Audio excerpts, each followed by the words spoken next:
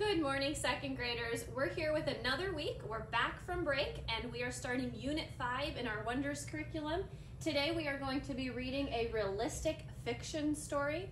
Mrs. Grant, what does it mean if it says realistic and fiction in our genre? First of all, that is my favorite genre of reading of all time. And fiction does mean fake, it's make-believe, but realistic fiction means that it could happen in real life. You're not going to be seeing talking animals and, you know, dragons that are saving or terrorizing princesses or something like that. Princes saving princesses. Okay. It's going to be a story that could happen in real life. It just didn't. It just didn't. It's made up. Got it. All right. So today we're going to be reading A Difficult Decision, and our essential question is, what do good citizens do? And we're going to talk a little bit more about that when we're done reading our story. Why don't you get started? All right. My best friend Paul and I were excited to go to the park after school. The park had a new fort. The parks department let the kids choose what kind of equipment to build, and the fort got the most votes. After school, Mom and I met Paul and his dad at the park. Paul and I raced to the top of the tower. "I win! I'm the champion!" I shouted. "Look, Paul, someone left the newest game master here. It's mine now." Paul raised his eyebrows and looked thoughtful. "Wyatt, you cannot keep that game master," he said. "You have a responsibility to return it. It is your duty." I asked, "Haven't you ever heard the saying, finders keepers, losers weepers? I have rights. I found it, so I am claiming it."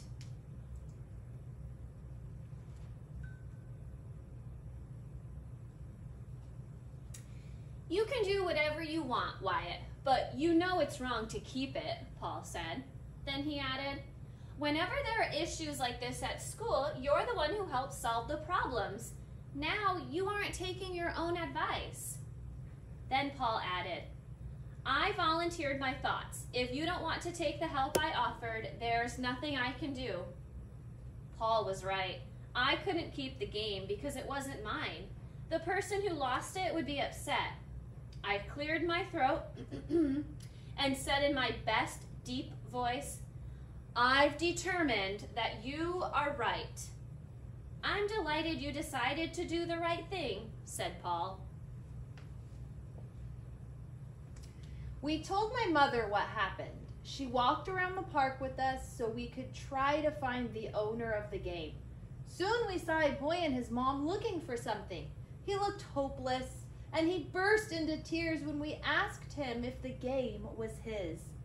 "Yes," he wailed, "I lost my game master a little while ago. I should have been more careful." Afterward, Mom and I walked home. I was glad I returned the toy to the boy, so I made a promise to myself to always try to do the right thing. Now that is a vow I can keep. Wow. Isn't it hard to do the right thing sometimes? Sometimes it is, yeah. Could you imagine if you were on the playground and you found a Nintendo Switch? Whew, that would be pretty sweet. And you didn't have one and you really wanted one? Yep. Wouldn't you just want to take it home and Kind keep of. it? Kind of. There's a little part of us sometimes on the inside that makes us want to do bad things even though we know it's wrong. Yeah. That's kind of like what happened to the character in our story. It's a good thing he had a friend to be his conscience and have him put himself in the kid who lost its shoes to think, what if you lost your game master? How would you feel? Terrible. Right? If I lost my Switch at the park, I would be crying too. Yeah. And I would be so grateful if somebody had the good character to return it to me. Mm-hmm. Yeah.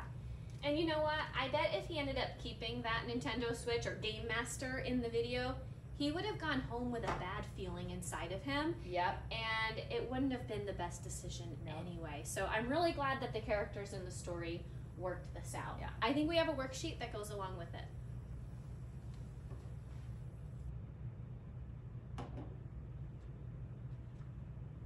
Almost there. All right. So let's take a look. We have our unit heading, which is being a good citizen, and our essential question is asking, what do good citizens do? Well, you could take some advice from the story. Good citizens have to try and do the right thing. Yeah. Right? That's one thing. I know that a lot of second graders, they always come up with the same idea of what good citizens do. I hear a lot about picking up trash, right, and recycling. That seems to be a common one. And you're more than welcome to write that, but try to think outside the box. Maybe it has something to do with other people. Maybe it has something to do when you visit a park or how you can take care of things around you. Maybe even helping other people. So any idea that you come up with would be fine. Do you want to talk about the next one? Yeah, so the second part asks, how are Paul and Wyatt good citizens? And now we know that Wyatt didn't have the idea to return it at the beginning, but at the end of the story, he did make the right decision. So what did they do that showed that they were good citizens? What right decision did they make that showed they were good citizens? I'm not going to give it away, but I think you guys know what they did. Absolutely. And then at the bottom, we do have a little box there for you to do your drawing. And it's asking you to draw a picture of something you do to be a good citizen. And maybe you can think about something that you've done in the past. Maybe you donated something to people who need it. Or maybe you have gone to a park and cleaned up trash. Or you found a wallet at Safeway and you returned it to, someone who works there. Think of something that you either have done or you could do in the future to be an example of a good citizen. And don't forget to go ahead and color that. That is your challenge in your packet this week, to add some color and make it look good. We can't wait to see it.